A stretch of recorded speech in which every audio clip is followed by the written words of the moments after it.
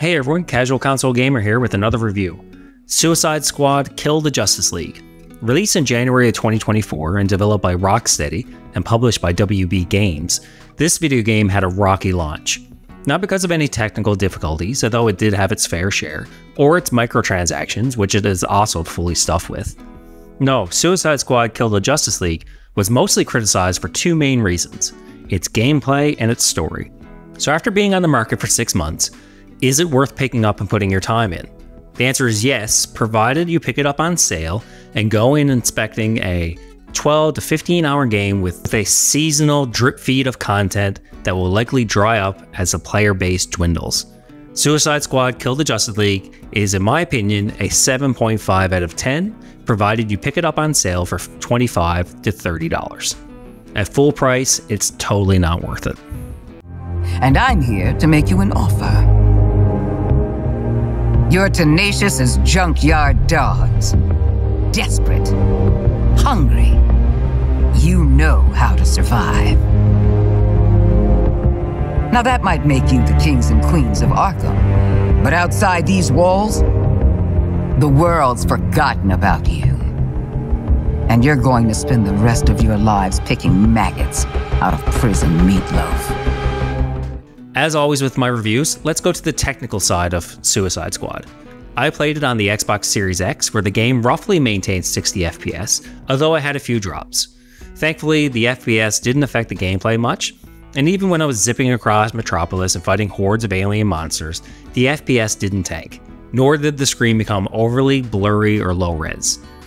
There were a few minor FPS drops, particularly during large scripted boss scenes or before a cutscene would play.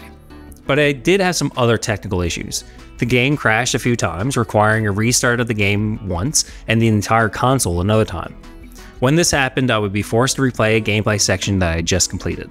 What makes Suicide Squad's technicals even worse is the always online component. I had trouble with the servers, where I would have to wait when first starting the game, to losing connection to the WB servers a few times, booting me to the main screen. I hate always online games, especially for a video game that I'm playing by myself. Thankfully, these incidents were relatively rare and it didn't overly ruin my experience.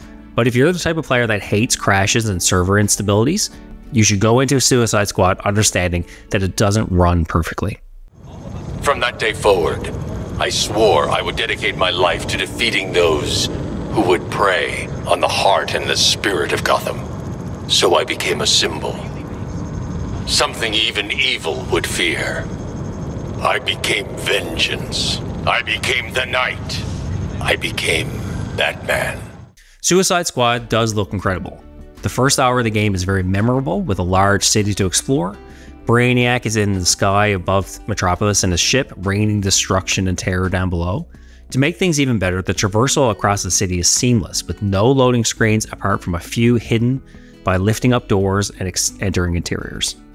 But it's when superheroes begin fighting in the sky and buildings crumble while you and your allies are fighting across the city, that's when it's really something that's special to see. The facial animations are also cut above other games, even Suicide Squad's AAA competitors. Not only are their faces very detailed, they move and articulate in real ways, showing movie levels of emotion. There are screenshots of Suicide Squad that you could show somebody unfamiliar with the video game and they could almost believe it was taken from a movie. But there are some problems with the graphics. The HUD and the screen can quickly become cluttered. It's not as bad as I feared it would be based on the previews. I don't know if they toned it down in patches, but I expected my entire view to be blocked by floating numbers, combo scores, and falling loot. Don't get me wrong, there are times when this happens, especially when there's a lot going on. One of the boss fights in particular against Superman was nearly unplayable with the amount of stuff happening on screen very quickly, and the camera's trying to keep up with the Man of Steel, and there's attacks going off in every direction and combo numbers. It's not horrible, but it does take some getting used to. Overall, I kind of felt like somebody at Rocksteady took a look at Fortnite, pointed at the old Arkham Knight games, and said, turn that Batman game into Fortnite. And then they did their best to merge the two. No, Suicide Squad isn't a battle royale game, but the colorful environments and the characters, the way they move and hold their weapons, it just screamed Fortnite to me. They led me right to him. No, not a threat at all. Still, let their corpses strike fear into those who'd resist. Alright, if people are going to be turned off on Suicide Squad, Kill the Justice League, I think it's the story that's going to do it. Is it bad? Objectively, no, it's not at all. It's controversial because they made some decisions that fans aren't going to like, namely the Kill the Justice League part. I mean, it's in the title. People love the Justice League, and Batman was the hero of a lot of Rocksteady's last games. So the thought of a bunch of just random supervillains teaming up to kill him left a bad taste in people's mouths at the reveal. But it's not just the killing of the Justice League, it's the way the developers went about it. When I think of Superman's death, I think of the comic book where he died fighting Doomsday, sacrificing himself to save Metropolis, and then the story arc afterwards of, well, what do we do now that Superman is dead? But in Suicide Squad, it's just like, Superman just got riddled by bullets by a bunch of assholes who cracked jokes the entire time. Then he just sort of flopped onto the ground and that's it. Or Batman, the hero who lived his entire life pursuing justice. Does he get a speech or a final goodbye? No, it's just a bullet to the head and we're out. They're treated like trash, and I think that's why a lot of people didn't really like the narrative. But before we get into more opinions on the game story, let's give an overview of Suicide Squad's narrative. I'm going to try to give as little spoilers as possible, but with a title like Kill the Justice League, you should already know kind of what to expect. Kill the Justice League is set after the events of the first 3 Arkham games, where you played as Batman. The game is different from the movie and the comic books, with it being a self-contained narrative. You play as one of the members of the Suicide Squad, a group of villains removed from Arkham Asylum by Amanda Waller and forced to do work for Argus, where they have their heads explode by implanted bombs. Of the 4, there's Deadshot, who's a mercenary who never misses with a gun, Harley Quinn, who's the former love interest of the Joker, King Shark, who's a demigod humanoid shark monster, and Captain Boomerang, who, uses a boomerang. You get to play as either one, with each having different skills and abilities. The game starts with a flash forward of the team traversing a destroyed Metropolis on their way to fight Brainiac's Skull ship, before the narrative goes back a week. The 4 villains are released from Arkham Asylum, provided they do a mission for Waller. After a short train ride that goes wrong, they end up in the Hall of Justice, where the Justice League are mysteriously missing.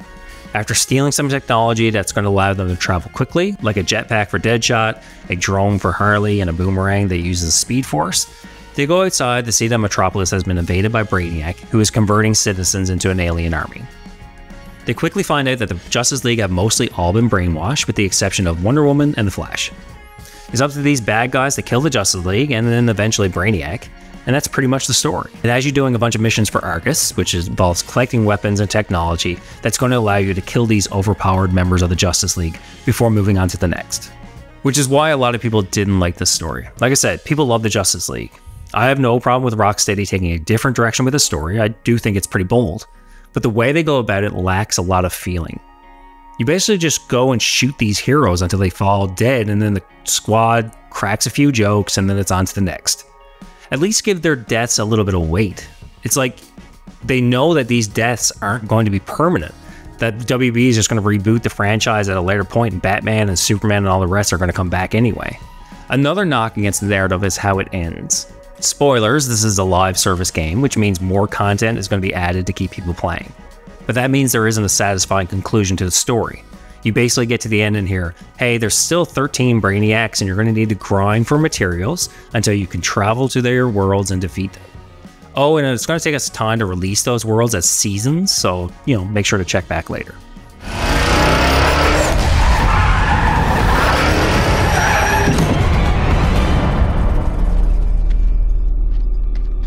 Toot toot, scumbags!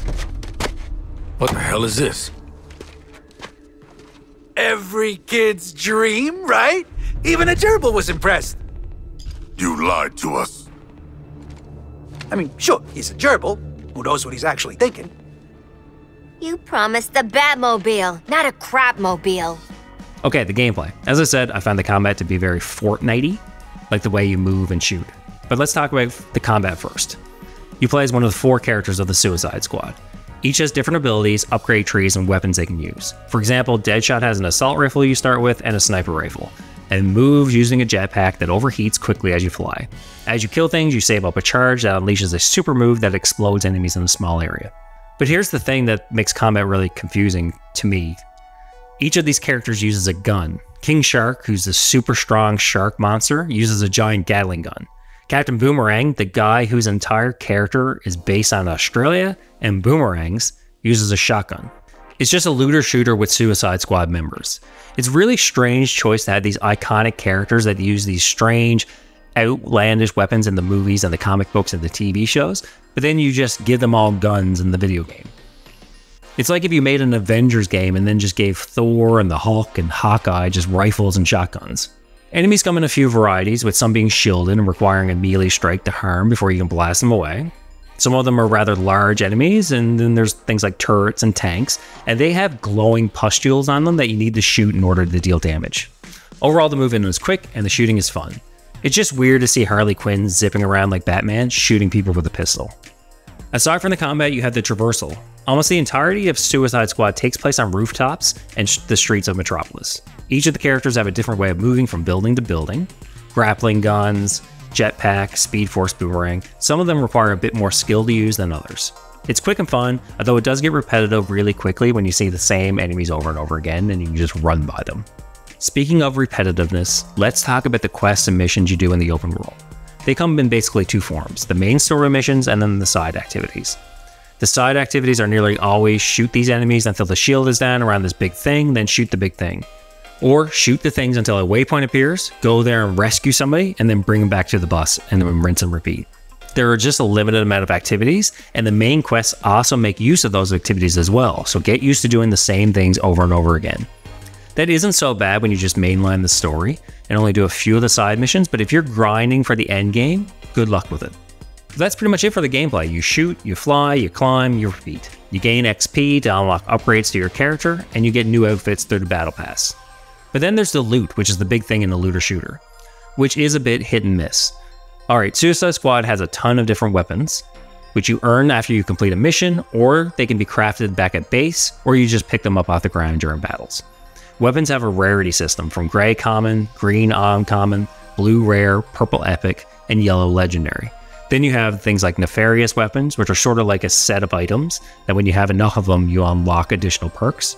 Or in the case of certain weapons, they just have unique stats and abilities. But there's a problem with the pickups. You may get legendary and epic way too early in the game. I always go back to Destiny, the first Destiny, when I think about a looter shooter. The original Destiny had the opposite problem. I remember grinding for hours until I got my first rare gun, doing missions and strikes, and then sitting in front of the loot cave, hoping just to get an engram. Suicide Squad handed me a legendary on like one of the second missions, making all the other weapons useless. Unlike a game with levels like Borderlands that make weapons scale out of usefulness after a few levels, requiring you to swap them, Suicide Squad didn't have that, at least not in the main story. In the post-game, there are tiers of weapons, but we're just going to focus on the main game for now. The rarity determines how many perks are on your gun. If you get a common, you probably got no perks. You get a legendary, you might have up to 4. So you want to re-roll your weapons to get them better, rather than pick up new ones, unless you like the way it shoots. At least that's how I took it. When you get to the post-game, there's grinding and missions to earn higher tier guns, with more stats and better rolls. But during the base game, your guns do a lot of damage, the rolls don't really matter that much. You don't really need to optimize your character too much. Not until you're ready to face the endgame. And for a lot of players, they won't even touch that endgame stuff anyway. So loot becomes, get a purple or gold color, equip it, and if you like how it shoots, keep it until you beat the game. Tell myself. Nobody's killing anybody. If no one goes for the bomb, Waller comes back in here, sees she's not dealing with 4 screw-up psychos. We all get out. So then we do nothing. Excellent. I have grown quite skilled at... Enjoy your nothing, idiots! Maybe you should have spent less time in brain class and more time learning how to pick locks. Because it looks like Captain Boomerang...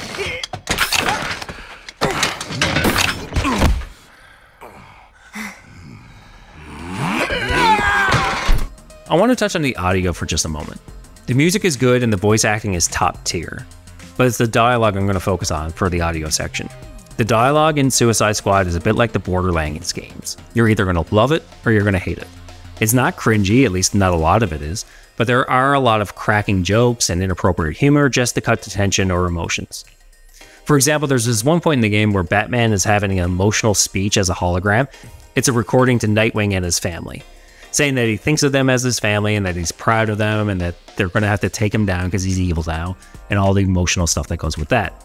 Anyone who's a fan of Batman knows how much of a jerk he is to those closest to him. He would never open up, yet here he is pouring his heart out.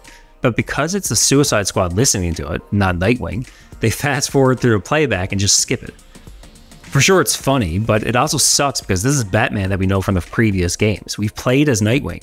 We know the struggles they have, and they just skip the emotions and then crack a joke and then just end up shooting Batman in the head. This may be a small nitpick, but they also rely on you knowing the background of a lot of the Justice League and Suicide characters. Like, they want you to have played the previous games or at least watched the movies to somewhat understand the characters. And that brings us to the conclusion of another review. Look, the answer to is Suicide Squad Kill the Justice League any good is kinda, sorta. It starts strong in the first couple hours, then it really just goes downhill once you start fighting the Justice League. The dialogue, characters, and story does a lot of the heavy lifting in it, and your enjoyment of the game will depend on how forgiving you are to certain aspects of the gameplay and the story and the combat and stuff like that. I wouldn't pay more than $25 or $30 for Suicide Squad. If you get it on sale, I would avoid a lot of those post-game grinding and seasonal content stuff. As a single-player story, it's worth the sale price, not the full price. And I scored a 7.5 out of 10. Thanks for watching, and make sure to like the video and subscribe for more content. And if you've played Suicide Squad, let me know in the comments below what you thought of it.